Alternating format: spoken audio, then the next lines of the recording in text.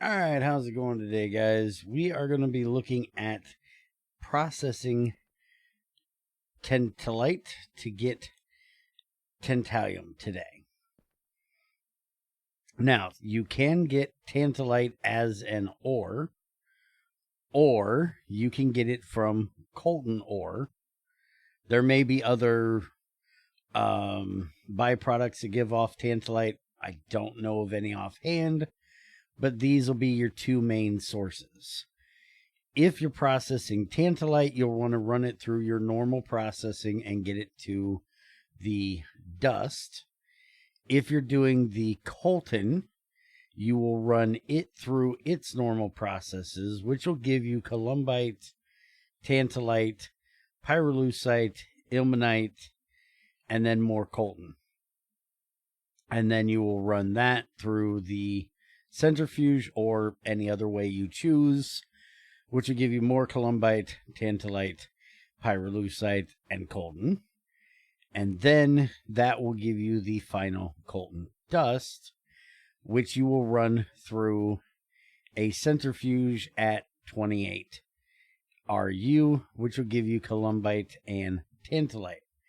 Now, if you are doing this for crucible upgrade, which you probably will be, you will also need to process the columbite the same starting way as tantalite, as that is your source of niobium as niobium pentoxide, and then you also get pyrolusite. And you will require aluminum before you get to this part, because you have to have 112 EU electrolyzer, which is MV, which is aluminum. You won't need very much. You will only need the 8 you need to make the casing, and then the niobium pentoxide is going to need 3.333 units, and that will give you your niobium. It'll also give you molten alumina, which it can be put back in to turn into aluminum again. All of this being liquid, and not a gas, so therefore you could do it in the bathing pot. I chose to do it in a actual bath. I will put a card up in the corner for where I processed the initial niobium if you'd like to see it. It's simply do 3 of these, multiply this times 3, you get 10, and it gives you 10 niobium, and then a bunch of alumina. Comes out even that way, and you can put your alumina back as ingots, run it back through, and turn it back into aluminum. Now, for the tantalite, it is the same thing.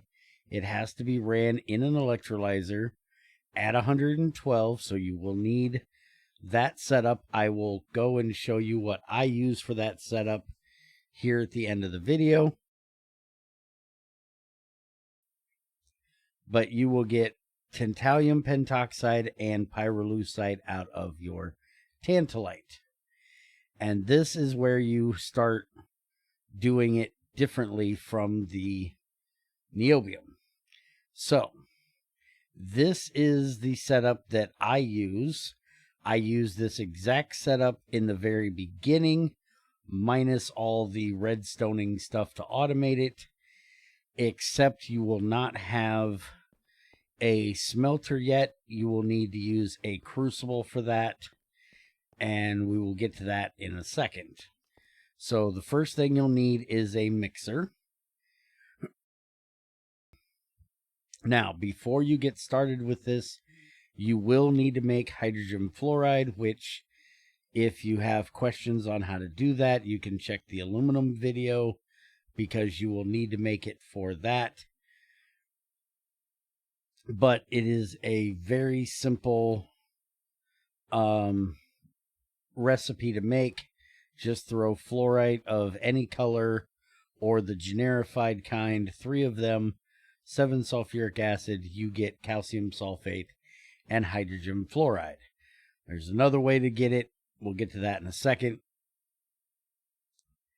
And then you will also need potassium fluoride, which this one is not quite as easy, but it's a few more steps, but it's just as easy. So to get potassium fluoride, you will need potassium carbonate and hydrogen fluoride. It's 3-2 for the dust. For the potassium carbonate, you will get that from potassium hydroxide and CO2. Both of these being gases, so you will have to do this in a mixer, not a mixing bowl. Also, the fluoride is corrosive. That wouldn't work in a mixing bowl either, I don't think. But it's already a gas, so it's a no-go. And CO2, easily gotten from many different ways. If you're processing aluminum, which you have to be before you can do these, you'll have CO2 from that. Potassium hydroxide is easily gotten in an electrolyzer with rock salt and water at 16 EU. And it'll give you some chlorine, hydrogen, and oxygen as well. So once you have those, the only other thing you're going to need is pure sodium. And we'll get into that in a second. But you will take your tantalum pentoxide, your potassium fluoride, and your hydrogen fluoride in a mixer, and that will give you potassium heptafluorotantalate and water as a byproduct. The potassium heptafluorotantalate will then need to go into a bath with molten sodium. This is where you're going to need a crucible or a smelter. Crucible will be needed for the first bit because you can't make a smelter till you have tantalum to make the tantalum crucible, unless you go outside of GregTech 6 and use some other material. So in this process, you're going to get 20, and in the bath, it does it in heaps of 10 with 5 sodium. So for that first initial run, you'll need 10 sodium. Now, sodium is very easily gotten from multiple different ways. You can do carbon and molten sodium carbonate. I wouldn't go that way. You can do eucalypt dust, which is found everywhere. Is as small ores in sulfuric acid, which will give you 6 small piles of sodium, but then you're going to have to deal with salt water, gray vitriol, and oxygen, along with a bunch of dusts.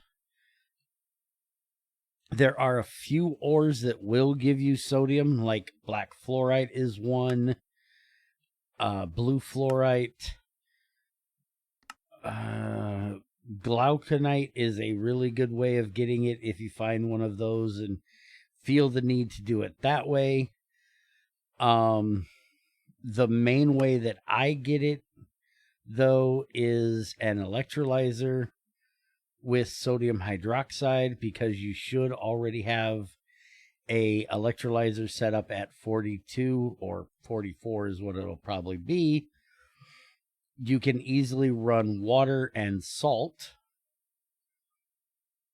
in an electrolyzer and get sodium hydroxide, which you will have already had to do your aluminum, unless you were using potassium hydroxide for that.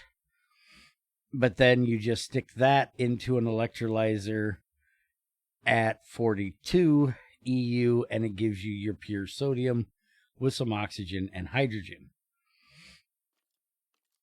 Before you get a smelter, you'll just throw this into a crucible and scoop it out with a drum or a jug or a measuring pot. Eventually, you will get a smelter, and you can do it the way we will be doing it here.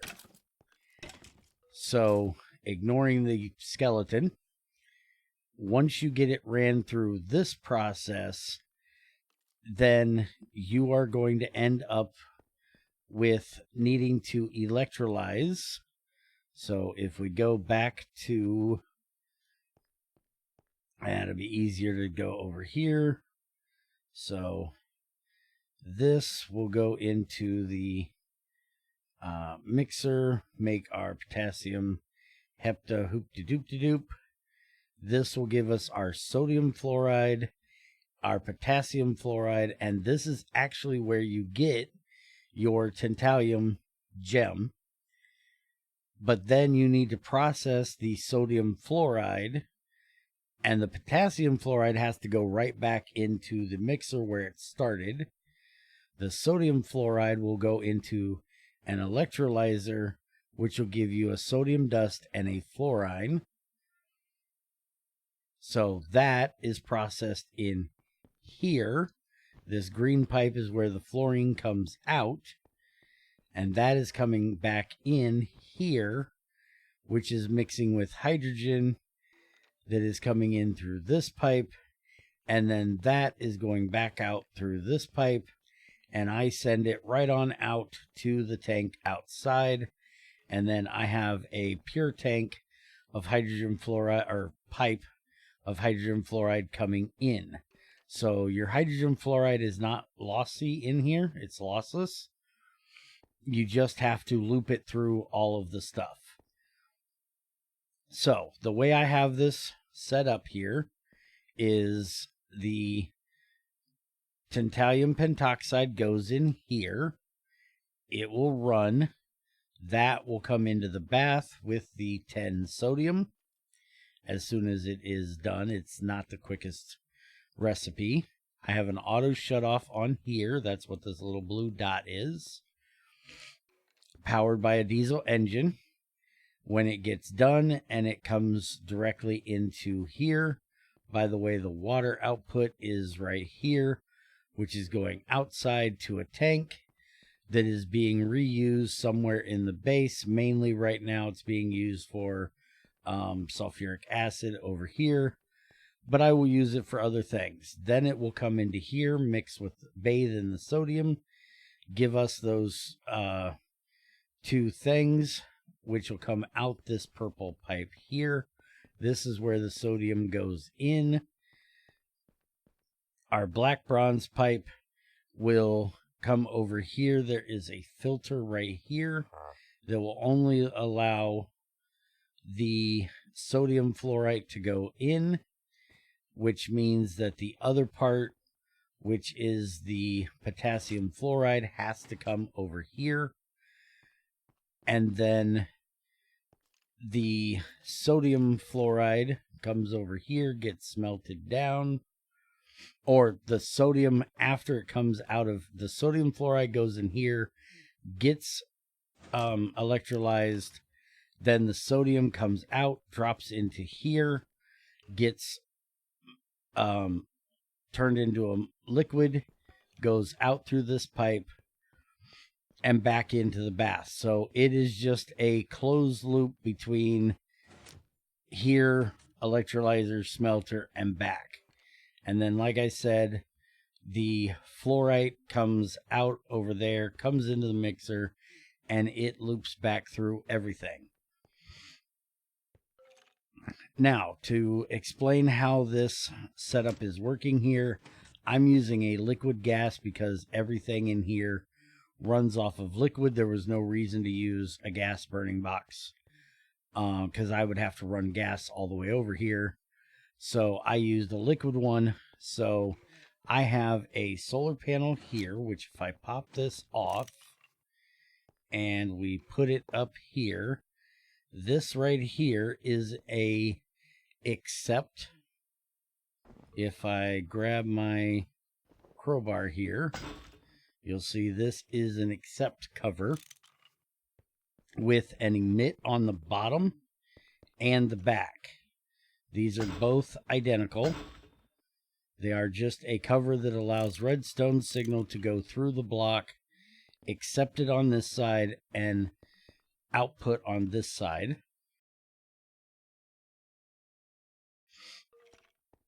Then that goes to a redstone switch cover, which is on this igniter, which tells it when this machine is possible to run through this possible activity detector, which basically says, is the machine ready to run a process?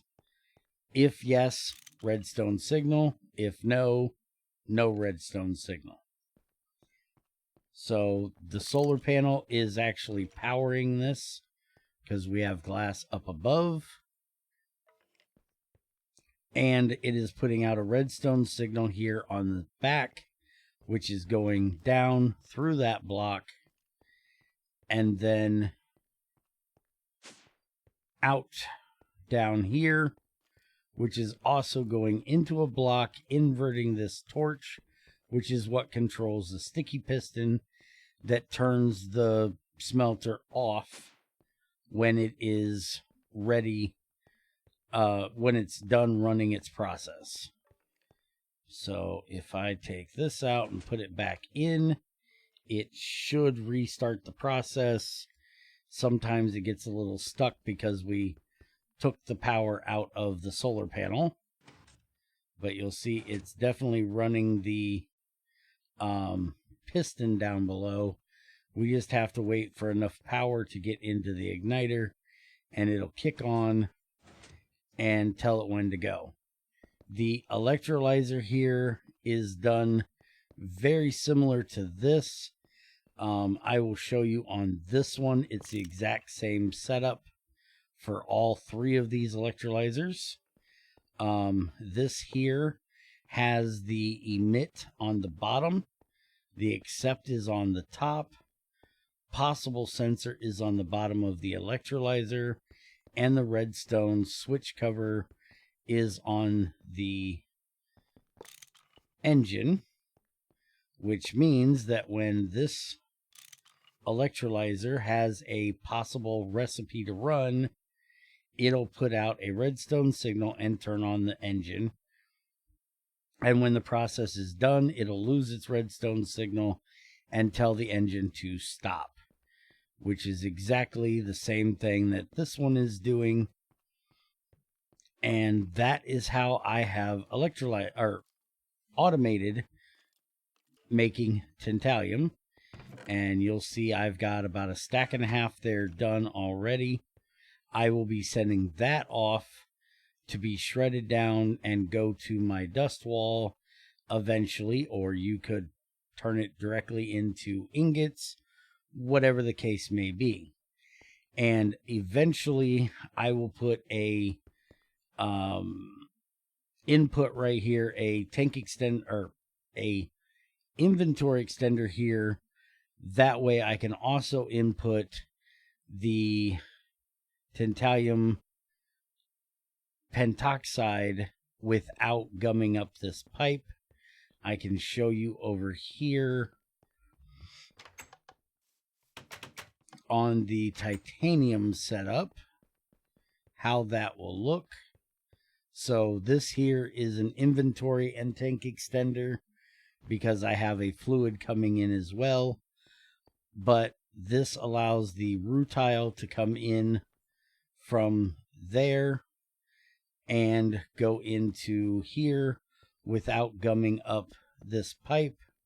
So if I wanted to run the petroleum coke in there as well, I could run it through another side. And even if this pipe was completely full, this would allow the input from another side.